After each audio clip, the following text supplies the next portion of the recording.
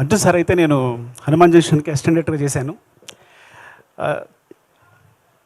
Assistant director చేసేటప్పుడు, ఏడిగా చేసేటప్పుడు దూరం నుంచి చూస్తుండిపోయాను ఆయన్ని. అంటే చాలా కంపోజ్డ్గా, ఇప్పటికీ అదే బాడీ లాంగ్వేజ్, అదే నవ్వు, చాలా వెరీ, అంటే ఎవరైనా అడ్మైర్ అయిపోతారు, ఎవరైనా అట్రాక్ట్ అయిపోతారు ఆయనకి, ఎవరైనా ముందు ఆయన్ని రెస్పెక్ట్ ఇచ్చేస్తారు. అట్లా ఉంటుంది ఇప్పటికీ బాడీ లాంగ్వేజ్ కూడా. అప్పుడు కూడా సెట్లో కూడా అంత కంపోజ్డ్గా బిహేవ్ చేసేవారు.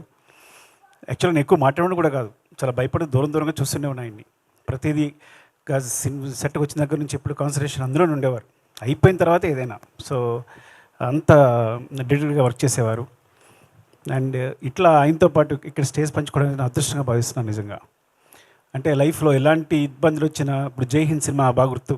అంటే కొన్ని సినిమాలు అయితే ఆయన క్రూషియల్ పొజిషన్ ఉన్నప్పుడు తను సొంతంగా అన్ని డబ్బులు పెట్టి డైరెక్ట్ చేసుకుని తన తాను హీరోగా ఎస్టాబ్లిష్ చేసుకున్న డైరెక్టర్ కమ్ హీరో ఆయన.